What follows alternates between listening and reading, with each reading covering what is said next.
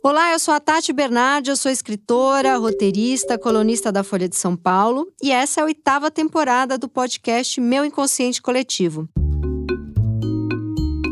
Dessa vez eu converso com os melhores psicanalistas do país sobre vida sexual. Tesão na caixinha, fetiches, jogo de poder. E hoje eu converso com Rafael Alves Lima. Ele é psicólogo, psicanalista, professor da área de História e Filosofia no Instituto de Psicologia da USP. Rafa, quero conversar com você para entender se essas terminologias, não sei se é assim que eu chamo, elas deixam o tesão, a sexualidade mais na caixinha ou se para psicanálise, não precisa ser para você, mas na minha ignorância, quando a gente vai para uma coisa de demissexualidade, sapiosexual, me parece meio óbvio, assim, porque eu claramente prefiro transar quando tem uma conexão emocional e afetiva, quando eu tô apaixonada. 80%, sei lá, das vezes em que eu senti tesão por alguém e transei, foi nessa conexão emocional. Não necessariamente eu queria namorar, mas eu tinha uma conexão, né? Eu preciso do papinho, não o papinho que parece papinho furado, mas eu preciso daquela troca de narrativa. Eu preciso de narrativa para usar outra palavra da modinha. E tem o sapiosexual, que é tesão, vontade de transar com pessoas inteligentes, que também é uma questão aí que eu tenho. Acho que umas 3, 4 vezes tive tesão por burro, né? Vi passar na praia assim e falei, opa, tô fazendo nada mesmo. Mas na maioria das vezes eu tenho a questão. E assim, eu sempre tive isso a vida inteira. Ao mesmo tempo, tem momentos da minha vida que eu fico absolutamente assexual. Sei lá, minha libido tá toda no trabalho. Já aconteceu de eu ficar 1 ano sem transar e não querer nem pensar nisso. Mentira. E aí tem um outro, que eu chamo de termo, mas algumas pessoas chamam de orientação sexual, que daí já complica pra mim, porque se eu tô me metendo em orientação sexual, tô mais propícia a ser cancelada. Mas tem também os assexuais acinzentados, que são os grey A. Os assexuais que, de repente, sentem um tesãozinho. Bateu um tesão, opa, eu era sexual e agora eu tô o quê? Tô querendo transar. Aí tem também a galera da pomossexualidade, que não gostam de serem classificados pela orientação sexual, tipo hétero, homo, bi, que daí eu já acho, né? Super importante, sou hétero, sou homo, sou bi, sou não binário. Essa parte toda eu entendo a importância. O que me pega é esse que fala, não, tem que ser inteligente, não, eu tenho que estar envolvido. E aí, só para terminar a minha pesquisa aqui de Wikipedia, bem primária e superficial, tem o alô sexual, que eu amei, vou fazer uma piada aqui, que é o cara que não é o demissexual, ou seja, ele tá ali com tesão, ele não precisa a outra pessoa ser inteligente, não precisa ter conexão emocional e afetiva, ele manda um alô, por isso que eu acho que é alô sexual, mentira. E dentro do alô sexual tem o aromântico, que não tem atração por romance, e tem o alô romântico, que parece um programa da Record, alô romântico, que é o que precisa do romance. E aí tem uma coisa que eles chamam de orientação romântica, enfim. Olá, Rafa, tudo bem? Oi, que bom Tati. que você está no programa. Muito bom, neste maravilhoso episódio. Agora é o momento que eu deixo o Rafael falar. Uau, não, tô aprendendo aqui com você essas diversas categorias. Eu devo ter falado várias erradas, me perdoem. Não, mas eu, enfim, tô acompanhando aqui. Talvez o halo seja o prefixo halo seja de outro, né? Tipo, de alopatia, né? Isso. Tô chutando porque eu também tô tomando conhecimento de muita coisa agora. Pra mim é muito interessante porque, de maneira geral, tudo que diz respeito à sexualidade humana interessa à psicanálise. É o campo da descoberta freudiana, de tudo que o Freud, no final das contas, defendeu com unhas e dentes contra muita gente, inclusive contra seus principais detratores, né? Esse campo de uma sexualidade que determina as escolhas, que determina as inclinações do desejo, né? Tem uma pluralidade, né, enorme de categorias, né? A gente vai vendo como elas vão aparecendo e talvez essa estranheza que você comenta diga sobre o caráter um pouco provisório delas, Pois né? os jovens, né, pra falar um termo, eu já me colocando no lugar de tia véia, essa questão toda da fluidez, eu acho ela tão maravilhosa, só que aí de repente tudo é catalogado. A mesma geração que traz a fluidez, né, a mesma geração que fala não dá pra ser monogâmico, é a geração que dá 36 páginas de como não ser monogâmico, entendeu? Parece que tem um aprisionamento, uma coisa meio conservadora dentro de uma liberdade eu não sei. Eu tendo a pensar que tende a ser mais conservador se essas categorias ficam muito enrijecidas, né? Ah, entendi. É próprio da experiência humana ir mudando, inclusive, né? Dos objetos sexuais. O tesão, ele aponta uma hora para um lugar, depois ele aponta para outro, né? A sexualidade, ela é muito plástica. Tô sendo bem freudiano aqui quando eu tô falando isso. Ela é muito plástica. O objeto, o Freud dizia isso, né? Que um texto chama As Pulsões e Seus Destinos. O objeto da pulsão é aquilo que mais muda, né? Num determinado momento eu quero A, depois eu quero B. Sei lá, em uma fase da vida pode ser muito evidente só sentir tesão por pessoas inteligentes. Em outros momentos pode não ser. Exato. Em outros momentos pode ser interessante estar num certo contato afetivo mais próximo, criar uma certa intimidade. Em outros momentos de desbunde total e completo, pode ser interessante não ter contato afetivo, ser uma fase. E a gente vai sendo o que é a partir de traumas, né? Então, se eu saio de uma relação que era muito afetiva, muito intensa, e eu tô um pouco traumatizada com aquilo, provavelmente minha próxima relação não vai me trazer tudo isso, né? E aí, se eu falar que eu sou demissexual, provavelmente eu vou ficar 8 anos sem transar até estar pronta novamente para algo tão intenso no campo afetivo. Mas assim, eu também, assim, a ideia desse episódio é eu expor a minha total ignorância e preconceito e tudo isso que faz a minha misturinha bombástica. Porque, de fato, assim, essa coisa toda do sapiosexual, do demissexual, eu sou tudo isso e ao mesmo tempo eu não sou tudo isso, que é o que você tá falando. O desejo cada hora aponta para um lugar, né? Mas eu posso estar errada, por isso que eu digo que tô expondo aqui, amiga. Porque às vezes a pessoa é isso mesmo, é demissexual e transou com 5 pessoas na vida e porque estava muito envolvida com cada uma e não tem tesão para fora disso, né? Sim.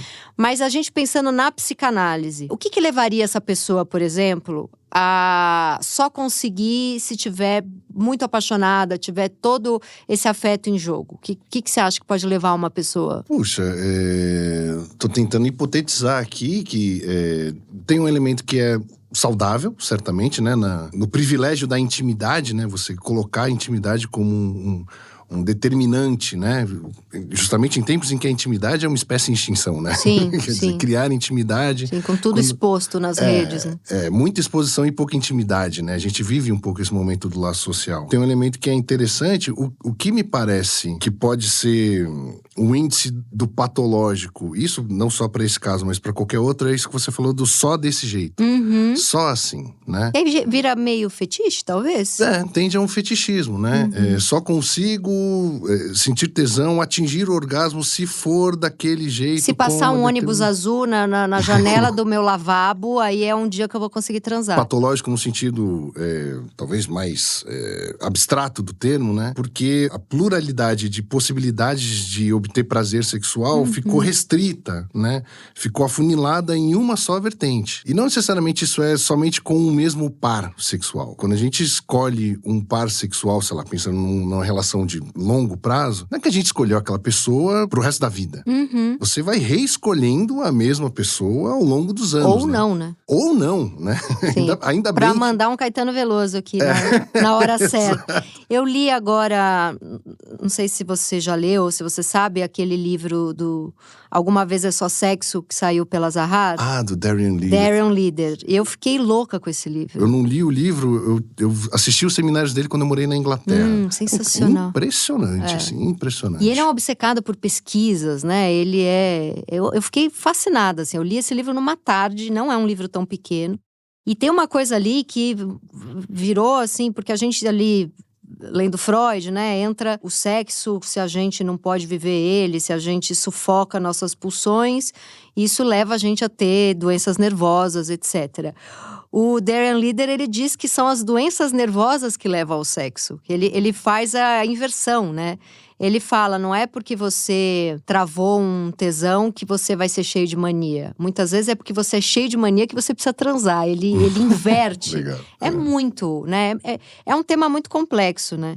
E assim, ele dá exemplos nesse livro que são muito bons, né? Ele fala de um analisando dele, que é um homem que acho que trabalha no mercado financeiro ou alguma coisa parecida com isso. Ele não tem tanta libido pra fora, porque ali é tanta competição e ele tá tão ali, a libido dele tá tão ligada a essa coisa de ganhar dinheiro, de bater meta, e ele competindo com outros homens. A libido dele tá ali com outros homens, na competição com outros homens. E aí ele conta pro analista que quando ele não bate a meta, na semana em que ele não consegue bater meta, já parece uma frase. Aí o Rafael já fez uma cara. Quando ele não bate a meta, ele bate outra coisa. Não. Eu vi pela tua sobrancelha. Tem conotação sexual fortíssimo bater meta, é verdade. E nem tem essa frase no livro. Eu trouxe todo um bater meta aqui. Na semana em que ele não consegue ali atingir, é a semana em que ele precisa transar. Então ele fala isso o livro começa com essa frase. Esse paciente chega e fala: puta, eu não tô muito aí. Sexo pra mim é só sexo, eu não quero me envolver com ninguém. Mas quando eu não alcanço a meta no meu trabalho, é quando eu entro em site de paquera e eu preciso transar. E aí ele devolve isso pro cara. Ele fala: você precisa se frustrar no trabalho, achar que você foi inferior ao cara que você compete, aí você precisa transar, aí você vai atrás de uma mulher, aí você faz um sexo que você não olha pra mulher, que ele de preferência gostava de fazer um sexo ali que ele não olhava na cara da mulher, e depois disso tudo você vem me dizer que é só sexo? Olha tudo que te levou a essa cena sexual. Então o que ele conclui é assim: porque não teve afeto, porque não teve uma ligação depois, você diz que é sexo por sexo, olha tudo da tua questão psíquica que te levou a fazer sexo. Então nunca é só sexo. Nunca é só sexo. Isso é bem psicanalítico, assim, né? Que legal, eu não conheço, preciso ler o livro. Apesar de ter conhecido o Darian Leader, eu não li o livro. E é muito interessante, porque é um caso que recorta um problema que eu acho que ele é bem do nosso tempo, né? Que são essas conjunções e disjunções entre sexo e trabalho. Né? Tem uma conversa um pouco de corredor, assim, da psicanálise, né? De que não se fala mais tanto sobre sexo nos divãs, porque o trabalho tomou conta de todos os conflitos do trabalho, a dimensão do cansaço do trabalho, esgotamento físico, libidinoso, Total, né? tem um gozo ali que vai além. E aí as pessoas, no esgotamento do trabalho, não encontram espaço para fantasiar da sexualidade, não encontra espaço, não é nem por fazer o sexo, assim, às vezes é anterior, assim, não consegue ter um tempo para imaginar uma cena que despertaria um tesão, que daria uma vontade ou de conhecer as pessoas de fato, para arriscar uma coisa diferente. Aí né? eu volto para a questão do demissexual, e isso tá no livro também do Darian Leader, que é a importância da história, a importância da narrativa, a importância da fantasia. Sim. Então, muitas vezes, eu criei toda uma conexão emocional e afetiva com alguém muito mais pela minha cabeça do que porque tinha algo ali. Mas isso me fez ter vontade de transar. Então, eu acho que por essa necessidade da história, da narrativa, todo mundo, de certa forma, é demissexual, né? Porque em algum lugar tem que ter um enlace pra mim. Às vezes não tem, ele não tá ali, mas na minha cabeça ele tá 100% ali, né? Que até um negócio que eu tenho falado muito, até conversei disso com amigas, assim, da minha idade. Teve tanto essa história do boy lixo, as redes sociais todas, o boy lixo, o clássico hétero top, o clássico boy lixo, o dia inteiro, o massacre do boy lixo, né? Que eu acho necessário, maravilhoso, enfim, importante. Mas aí, desde que eu me separei, eu já tive, assim, umas 4, 5 pessoas que teve um flerte, alguma coisa assim, e eu recebo um media kit do cara. Olá, tudo bem? Nós vamos sair, mas é importante que você saiba que, 2 pontos. Estou super interessado em você, mas não sei se quero casar. Tipo, eu nem beijei o cara, entendeu? Sim. Não me vejo num relacionamento, pelo menos nos próximos 8 meses e 7 dias. Sou um cara que já foi casado, tenho 2 filhos, não me vejo tendo outros filhos, né? Assim, um media kit pra depois não ter um expose do boy lixo, entendeu? E aí eu brinquei com um desses caras. Acho ótimo que o homem esteja com medo, é pra tá mesmo, né? Fez muita coisa errada a vida inteira, menos o Rafael que tá aqui, nosso convidado. Mas um dia eu brinquei com um cara e falei: você não tá me dando espaço pra eu fantasiar que você presta. Se eu não puder, se você me mandar um media kit de tanto medo de ser boy lixo, você já me dá um media kit de que você pode ser, aí o problema é meu, cadê meu espaço pra eu fantasiar com a conexão emocional e afetiva? E na verdade eu quero transar, então você precisa deixar eu fantasiar que a gente vai viver um romance, mesmo que ele dure 2 dias, entendeu? Então acho que, de certa forma, nesse sentido, todo mundo é um pouco demissexual, né? Pois é legal você estar falando isso, porque talvez, o texto do Darian Leader parece estar tocando nesse ponto também, que é o mundo do trabalho, o neoliberalismo, ele se espraiou por tantos segmentos, né, por tantos departamentos da nossa vida, que até a tentativa de instrumentalizar o sexo tá acontecendo. Exatamente. Quer dizer, tem aqui um conjunto de ferramentas que eu já vou te apresentar, você entra com o alicate, É eu o entro Excel, é o Excel da trepada. Tá rolando. E isso é muito doido, porque, voltando a Freud, o erótico sempre resiste a toda e qualquer instrumentalização, né? Por isso as categorias são sempre um tanto provisórias, por isso a sexualidade é plástica, né? O erótico, ele vai estar sempre um pouco nesse ponto da resistência da norma, né? Daquilo que vai tentar dizer que é assim que se faz, assim que deve ser. E por isso eu pirei tanto nesse livro, porque ele fala muito da importância de ter algum jogo de poder. Talvez o jogo de poder não precise ser levado à luz do dia numa reunião, mas essa tensão, ela pode ser usada depois, né? E ele fala que isso não importa se a mulher é uma chefa de um cara, se o cara é um chefe de uma mulher, se é uma situação de jogo de poder porque é um cara que estudou mais, é mais velho, é um professor, né? Mas ele fala que os pacientes todos chegam com essa questão do jogo de poder, inclusive as pessoas que gostam ali de ter um cabelo puxado, levar um tapinha, que tá dentro desse. E é maravilhoso, porque aí ele vai pra coisa toda do… Pô, você foi educado por uma mãe que te dava tapinha. Não é possível que depois você não leve um fetiche disso pro sexo. Só que aí ele chega num ponto que é o grande ponto, assim. Que eu já trouxe isso várias vezes, inclusive, pra esse podcast, que é… Em que momento você tá vivendo uma liberdade sexual e em que momento você tá vivendo uma fantasia porque a mulher é um fruto do patriarcado? Então, na hora que ela tem um certo tesão numa fantasia de dominação… Isso ela tá sendo livre sexualmente ou porque o patriarcado tá tão enfiado na alma dela que ela acha que é isso, que ela precisa ter um cabelo puxado porque afinal de contas ela tá fazendo um sexo que não é pra procriar, então ela merece apanhar. Então assim, até que ponto é herança católica, do patriarcado, ou ser livre sexualmente, né? E ele não tem resposta pra isso. Mas é uma puta discussão, né? Baita discussão, porque acho que o ponto da resistência o erótico resiste à norma, ele é radical. Pessoa que pode estar na política, do ponto de vista das posições políticas mais revolucionárias e mais contestatórias contra o patriarcado, pode encontrar tesão na coisa que seria a contradição maior com seus princípios. Total. É ali naquela brecha, naquele cheiro, naquela posição…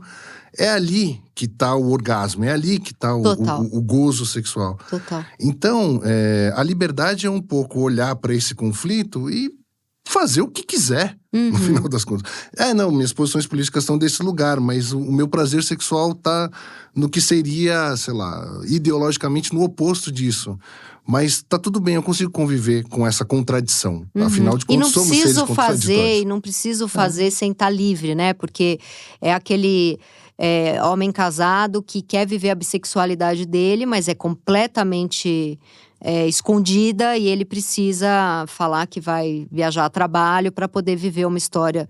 Não precisa estar nesse lugar da vergonha, de encobertar. Acho que dá para você ser uma feminista socialista que leva uns tapas, entendeu? Não que você vá expor isso, filmar e botar nas redes sociais, mas sem essa culpa horrível, né? Nesse sentido, a análise… te liberta. Chega pra somar mesmo, assim. Porque vai libertando, vai fazendo com que você se permita viver essa contradição de uma maneira mais prazerosa e… Sim. Tudo bem. Você sabe que você falou isso do trabalho, né? Que eu acho muito interessante. E eu tive uma relação há muito tempo atrás, um namoro, que a gente começou a namorar e era um tesão louco no começo. E rapidamente, ele era uma pessoa bem mais nova do que eu. Uns 7, 8 anos mais novo. E eu tava começando a virar roteirista, trabalhava na Globo. Ele era um aspirante a roteirista e eu comecei a empregar ele em todos os meus projetos. Chamava ele pra escrever junto comigo todos os projetos. E automaticamente, quando eu passei a fazer isso, a gente parou de transar. E aí eu cheguei na minha terapia e falei, putz, eu acho que essa coisa da gente… E eu mandava nele, né? Eu passava, tinha que aprovar, não sei o quê. Aí foi maravilhoso, porque eu cheguei na minha terapia e falei, eu acho que a questão da gente estar trabalhando junto estragou o sexo. E aí a analista na época falou assim pra mim, não, é que vocês estão transando de outra forma. Eu achei genial, porque a gente estava na maior paixão fazendo aquilo, entendeu? Era um jogo de poder que os dois estavam topando. E a libido tava toda ali, não precisava fazer mais nada depois, né? Às vezes essa situação leva até um sexo melhor. No nosso caso, se encerrava ali. Mas foi uma relação que até durou um tempo, né? E acho que quando a gente parou de trabalhar junto, a gente perdeu a graça. Mas é isso, né? Às vezes tá no trabalho e não necessariamente é algo que precisa ser curado, assim? Pois é, tem duas coisas aí, né? Um que é o tesão da criação. Total. Aquilo que o Freud falava de sublimação, um argumento meio clássico, né? A invenção, ela viabiliza um prazer que é sexual. Então, tem lugar para a sexualidade no ato criativo. Então, esse é o primeiro ponto. E o segundo, que é muito interessante, essa coisa das misturas, né? Do sexo e do trabalho. Porque um outro contraste, por exemplo, que é muito comum, a gente ouve muito isso, que é a pessoa que tem um amante no trabalho. E as situações do tipo assim, tem um amante no trabalho porque o trabalho é um porre. Pra aguentar ficar pra ali. aguentar, tipo assim, pra ter vontade de acordar segunda-feira, ir cedo no trabalho, é de encontrar pessoas. Sim, Cada um sim. tem sua relação, digamos assim. Aí é isso, é aquela transa escondida no banheiro que ninguém pode saber. A pessoa faz isso pra suportar o trabalho. Eu já vi muito isso acontecer. E quantas vezes aí, ou uma das partes é demitida, ou sai, muda de trabalho e a relação acaba. Acaba, porque a pessoa sustentava, algum desejo tinha que estar ali, né? E é a saída, né? Eu acho que tem um contraste que é muito interessante de explorar em cada caso, né? Entre a sexualidade e o trabalho. Porque às vezes um anula o outro, Sim. às vezes um estimula o outro em outras direções, outras possibilidades de prazer, como a criação que você está dizendo. E já que você entrou no trabalho, eu adoro que era um episódio sobre termos, e a gente chegou no trabalho, porque é isso, né? Duas pessoas trabalham muito, né? Eu e você. Você tá ali estudando a vida inteira o neoliberalismo, mas trabalha que nem um condenado. Sim. Eu faço 500 podcasts com psicanalista que fala mal do neoliberalismo, mas trabalho pra caceta também. Tem toda essa coisa também do feminismo, de não pode transar com alguém do trabalho, porque aí vai ter o jogo de poder. Mas, gente, eu que trabalho muito desde os 20 anos de idade, se eu não for transar com alguém do trabalho, eu nem conheço pessoas. Pois é. Né? E também não me interesso muito, porque era essa historinha que eu ia contar. Que tem uma questão pra mim, que se eu conheço alguém que tem uma energia pra fazer, uma energia de transformação mesmo, que não é só uma ideia que tá na cabeça. Eu tenho um pouco de aflição da pessoa sonhadora, que não executa muito. Que é aquela pessoa que tem um sonho de trabalho, um sonho de projeto. E às vezes eu tô, assim, encantada pela pessoa. Uma pessoa mais culta do que eu, uma pessoa, às vezes, com um baita caráter, que ia ser incrível, construir uma vida do lado daquela pessoa. Mas o fato da energia de trabalho dela ser muito inferior à minha, é uma destruição pra minha libido. Pois é. Aí tem uma coisa também, e aí eu não sei, porque eu caí nessa bolha Zona Oeste aqui de muitos herdeiros, né? Tem muito herdeiro na Zona Oeste. São pessoas que naturalmente têm aquele relaxamento da herança. Pode contemplar mais a vida enquanto eu tô me matando, porque eu acho que se não for o meu trabalho, eu não existo, entendeu? E isso é muito difícil, porque o meu tesão acaba completamente. Você usou uma palavra que é chave para isso, que é o fazer. Muitas vezes o herdeiro, vamos pegar esse estigma assim, o herdeiro é aquele que vai, ele é super capaz de fantasiar, mas ele não se arrisca no fazer. Então, enquanto as ideias, os projetos, as coisas estão na cabeça dele, fica tudo maravilhoso. Sim. Se ele colocar na roda… Ele pode ser rejeitado. Ele pode ser rejeitado, ele pode descobrir que ele não é tão brilhante assim, que o dinheiro não garante genialidade pra ninguém, coisas do tipo. Mas o discurso acaba sendo muito sedutor, porque a pessoa fica ali na fantasia de ser… Sim, num primeiro momento você mergulha naquilo, aí chega uma hora, acaba, né? Então, no primeiro momento, você pode até ficar encantado, você fala assim, nossa, mas que cabeça interessante e tal, mas no médio e longo prazo, desse ponto de vista da sexualidade, fica enfadonho, né? Não, você precisa partilhar um conjunto de projetos, né, minimamente, que seja um projeto sexual, né, quer dizer, para um determinado fim. Quando a pessoa está muito narcisicamente ligada às próprias fantasias, sem a conexão com o outro, vai desconectando mesmo, né? Total. E essa força do outro de realização, ela é muito atraente, assim, né? Ela é muito… É um clássico, assim, eu chegar na terapia e falar, o cara tem tudo, mas ele não tá ligado na tomada. Tá tudo como se fosse uma força potencial, assim, mas ela não, né? E isso é um clássico. Eu conheci essas pessoas que são muito mais estudadas e cultas e puderam fazer faculdades muito melhores e que na hora que eu sento ali para ter uma troca, eu percebo que a pessoa talvez tenha se atraído por eu ser uma combustão, às vezes, talvez nem tenha a mesma cultura, tal, mas tem um fogo ali. E a pessoa é toda aquela cultura que não pega fogo. Não tem a combustão, entendeu? E aí parece que é um enlace, uma dupla que vai ser uma loucura sexual, mas não tem encaixe. Porque eu tô pegando fogo e a pessoa tá lá sonhando, entendeu? Isso é difícil, né? Ou seja, não é só porque as pessoas falam, para ter tesão tem que admirar. Não é só isso, porque eu admiro muito essas pessoas que estão no 28º doutorado, mas isso não virou nada. A pessoa não dá uma aula, a pessoa não lança um livro, a pessoa não…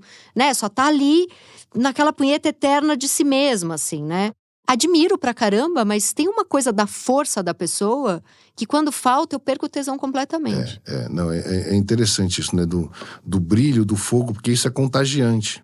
Tem um pouco a ver também com o trabalho tomando conta da sexualidade, digamos assim, né? Que a gente tá muito desvitalizado. Então, quando você vê alguém com um brilho nos olhos que faz as coisas, que movimenta a própria vida, a gente quer estar mais perto. Sim. Por que a gente tá tão desvitalizado?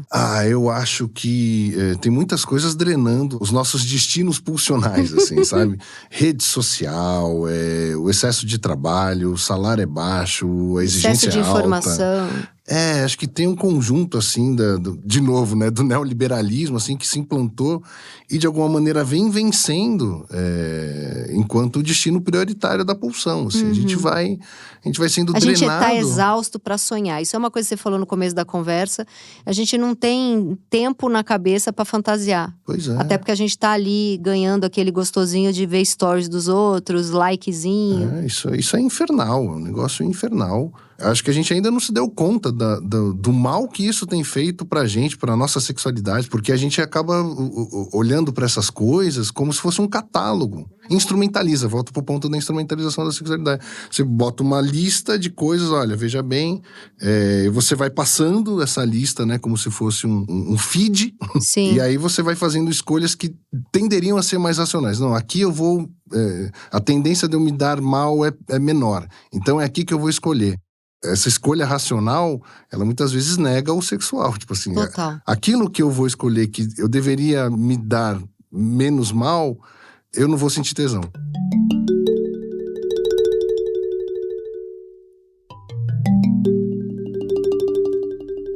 E essa pessoa que se diz assexual, você acha que isso é o tipo da coisa cada um?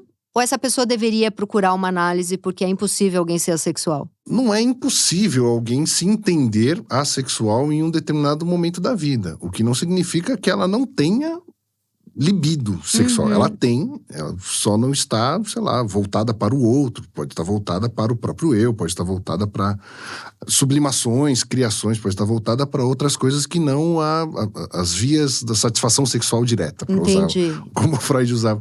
É possível que a pessoa se entenda em um determinado momento da vida como assexual. Assim como também isso não é nem mais saudável ou menos saudável, mas também é possível esperar que uma pessoa que se entenda como assexual em um determinado momento da vida tenha esse momento cinzento que você estava começando assim. De repente, me bateu um tesão louco, uma vontade de transar com alguém que seja…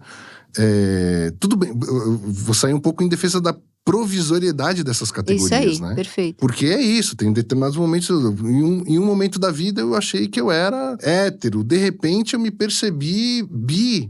Quer dizer, bom, mas eu tô num momento bi, vou voltar pra ser hétero. Quer dizer, a plasticidade da sexualidade pode derrubar o entendimento que a pessoa vai ter, porque aquilo é meio provisório. Total. Ela pode estar em uma fase assexual, mas, enfim, se algo Mas mudar declarar no… que é uma coisa e ponto final é colocar o tesão numa caixinha, né? Que é o nosso tema aqui. Pois é. Ela tá no direito dela, mas talvez empobreça a vivência sexual dela na vida. As caixinhas, elas têm uma serventia. Acho que tudo que nomeia a sexualidade, que coloca um determinado ponto da sexualidade na cultura para ser conversado, debatido, um pouco que a temporada tá voltada para isso, né?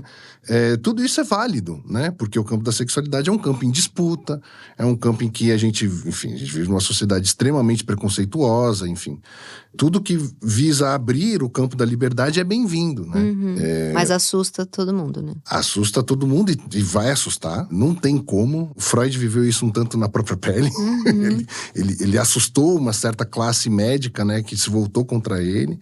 E assim vem sendo desde então. Ele falar que o nenê já tem sexualidade deve ter sido um escândalo na época, né? Foi. Ele não falou sozinho, né? Mas ele falou de um jeito que desceu muito quadrado pra época. Tinha gente que falava antes dele, claro, mas… Mas tem um apagamento quando fala do Édipo, ele não fala que o menino se apaixona pela mãe e a menina pelo pai. Ele fala que a criança se apaixona pelo pai e pela mãe. Ou seja, tem ali uma questão da castração edípica bissexual. Isso teve um apagamento, não teve? Tem duas ideias que eu acho muito interessantes do Freud que dizem sobre essa plasticidade, a provisoriedade das categorias. Uma que é o que o Freud chamava de o perverso polimorfo, a criança é um perverso polimorfo. A gente fica muito preso no perverso. Que tem prazer no corpo todo. A gente fica muito preso na palavra perverso, mas eu gosto da polimorfismo. Sim. Do polimorfismo. Pode assumir diversas formas, né? Sim. E uma outra que é a teoria da bissexualidade originária. Eles chamam de bissexualidade, a gente pode questionar hoje, passado um século. Sim. Poderia chamar simplesmente de sexualidade, né? Mas, de toda forma, é um campo de abertura para a experimentação, para os prazeres nas suas mais diversas formas, né? Sim. Eu acho maravilhoso, assim, ler Freud, porque ele é tão importante para todo o avanço, para o feminismo. De repente ele fala, não, mas a mulher cura a castração e a braveza que ela tem com a mãe, que também é castrada, na hora que ela tem um filho homem. Tipo, ele vai para uma coisa, né? Ele anda tantas casas e volta umas 5, né?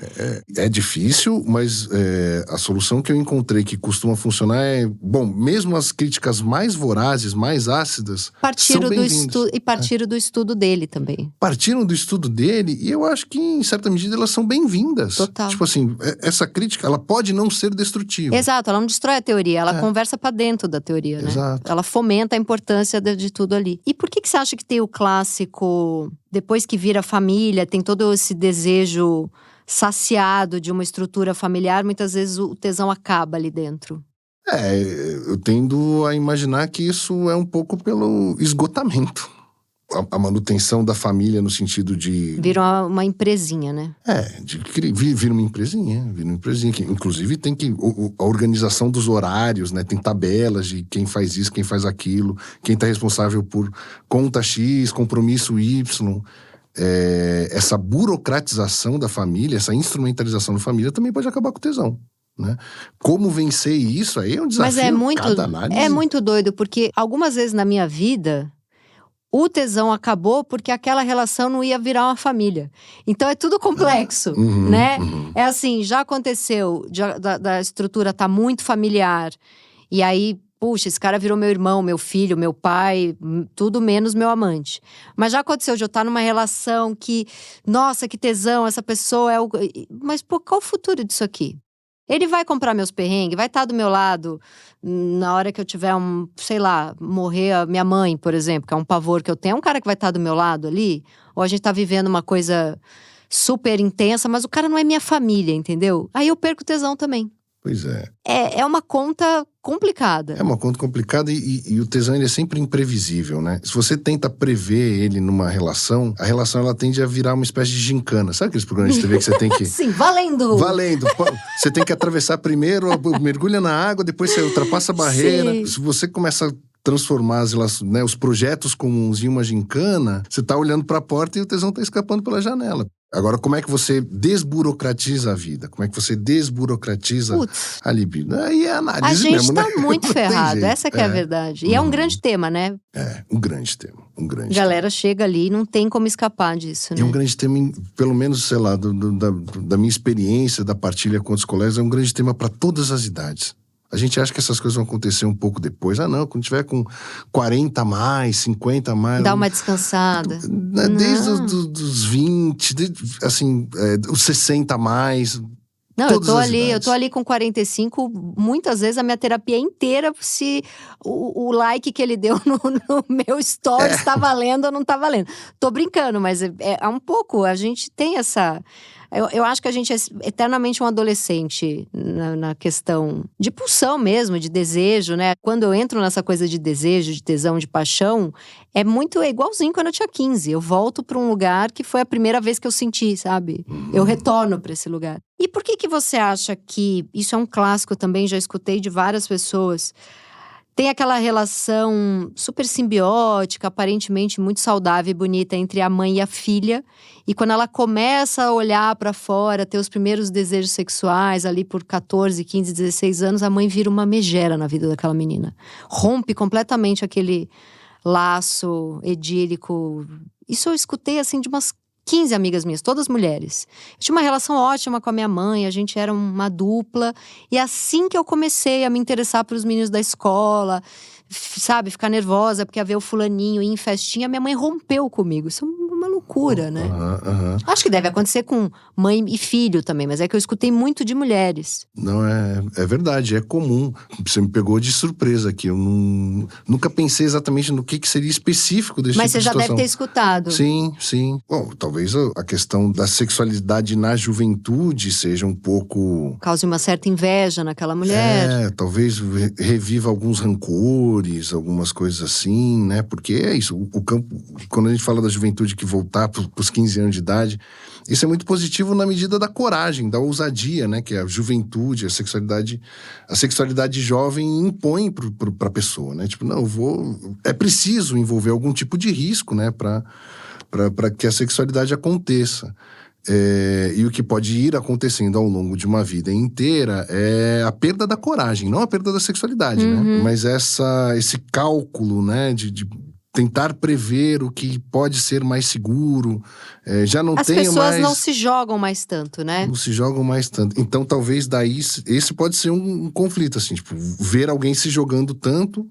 No momento que a pessoa já deu uma desistida de se jogar. Já deu uma desistida. E aí o problema é de quem desistiu de se jogar. Sim, acho que tem isso muito forte. Tem a questão também daquela mulher que às vezes foi linda e de repente aos 50 não tá se sentindo tão linda, porque enfim, sociedade machista, e vê despontando aquela beleza de uma menina de 18 e também, muitas vezes essa menina é a cara dela, só que aos 18 anos.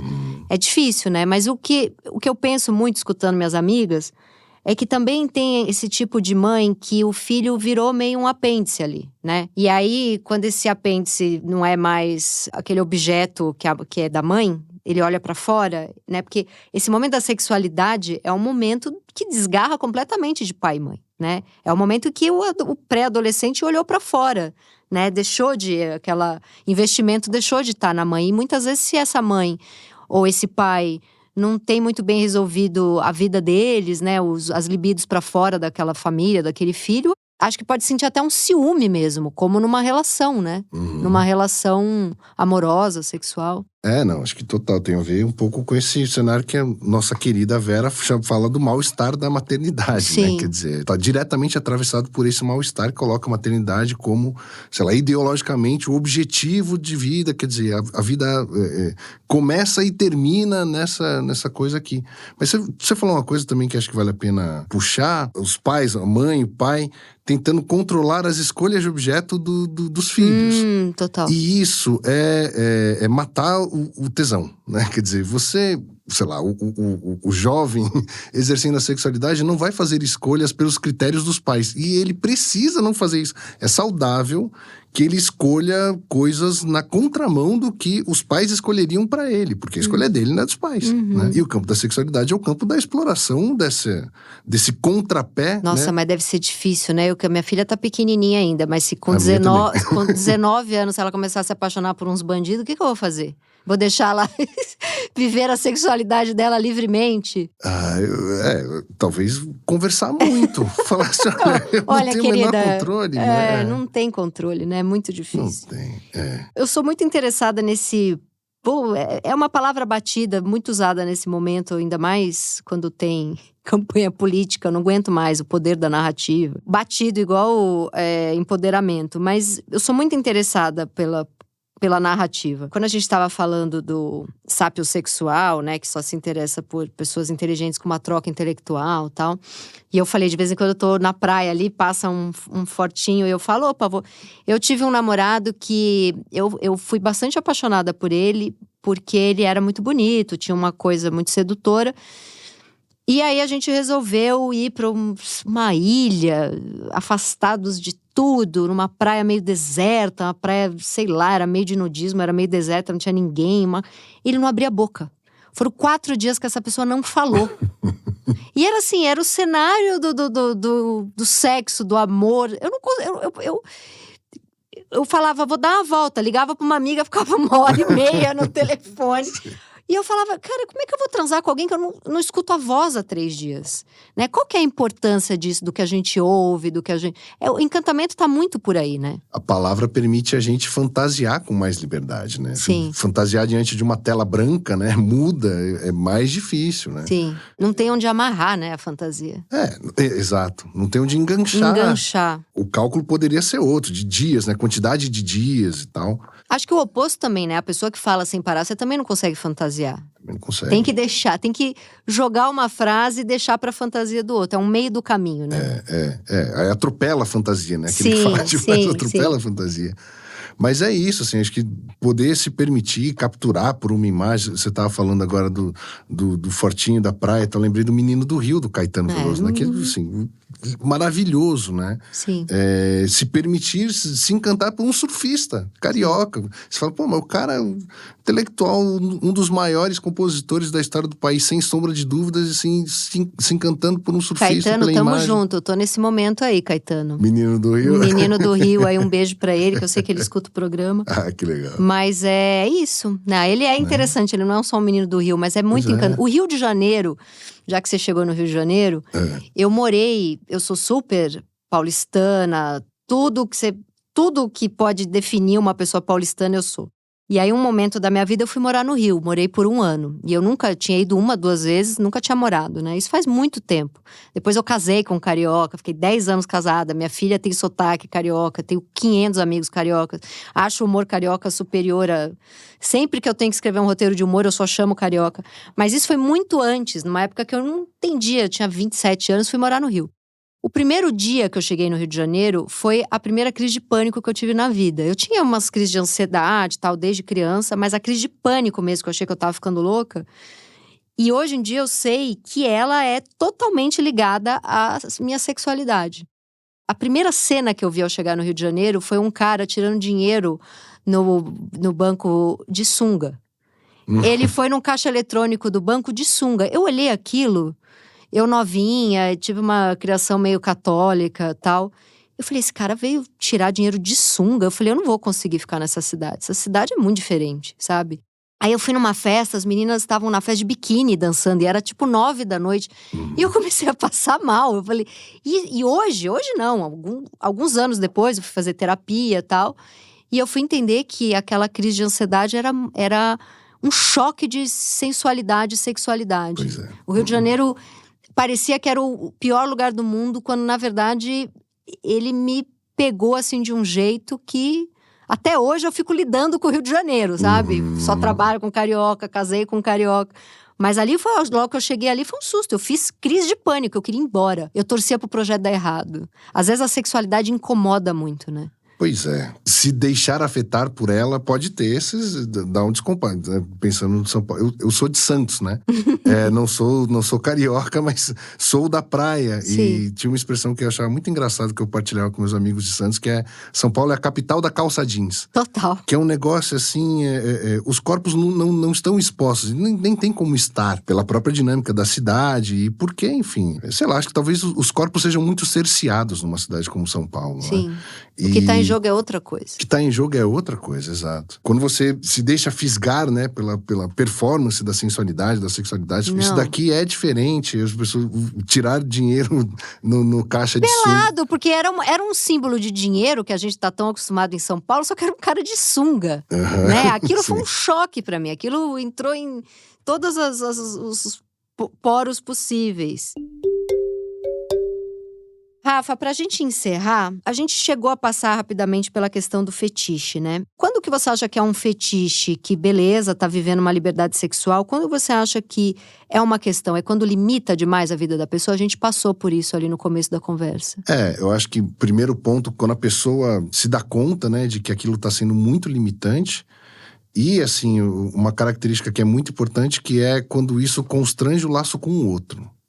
Que quer dizer, só é possível obter prazer sexual de uma determinada maneira e o parceiro sexual fica subjugado àquela única forma, quer dizer, ele se torna quase que um objeto, né? Um objeto no sentido direto mesmo, assim, do termo. Um mero suporte para uma forma já muito pré-definida de prazer sexual, né? Então, o outro costuma ser o termômetro muito do bom, fetiche, sabe? entendi. Quando o outro fala assim, cara, não tá dando esse negócio... E não necessariamente porque é associado à dor, associado à humilhação. Às vezes pode ser associado a algo ridículo e a pessoa não entra no jogo, né? Total. Eu passei trazendo aqui um pouco de mim, mas depois você continua falando que estava muito mais interessante. Uma vez, eu saí com um cara e eu tinha um tesão nele há muito tempo já. Era um cara todo interessante, bonitão. E mais velho, tal, tava todo no jogo de poder ali comigo, né? Eu naquele lugar, eu sou uma menininha, ele sabe muito mais do que eu. E paquera há muito tempo, eu falo paquera ainda, sou velha. Quando a gente chegou na casa dele, ele falou pra mim, olha, eu quero transar tal, mas eu queria que você soubesse que o meu lance não é relacionado ao pênis. O meu lance é relacionado ao meu mamilo. Olha aí. Era um homem de 1,90 m. Ele falou, todo o meu lance é relacionado ao meu mamilo. Então, você vai ter que ficar mexendo no meu mamilo. E eu não lido muito com o meu pênis, né? E aí, eu queria rir. Eu não queria mais, né? Eu falei, vou fazer o quê, né? Sei lá, eu fiz lá um carinho no mamilo dele, aí falei que já estava tarde. E foi uma grande decepção. Então, não necessariamente o constrangimento vem de uma loucura, eu só tenho tesão se o carro estiver desgovernado e você agachada ali, sei lá, fazendo um sexo oral em mim. Não precisa ter associado perigo, odor. Às vezes pode ser só uma cena que pro outro não funciona. Tem um caso que é bastante conhecido assim no campo lacaniano, que é o Homem da Caneta Bic. Tá num livro, não sei se você já ouviu falar disso, tá num livro chamado Irma, um dos lacanianos dos anos 80 na França, que descrevem. Um cara que tinha tesão, encontrava o prazer sexual enquanto ele desenhava no corpo das parceiras.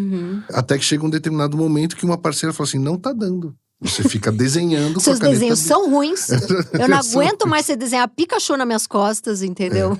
E é muito interessante porque muita gente fala isso, né? O fetichista clássico, digamos assim, ele procura análise, ele chega à análise por procuração. O outro falou, não tá dando, e ele fala, olha, eu por mim continuaria na Caneta Bic, mas eu amo essa pessoa.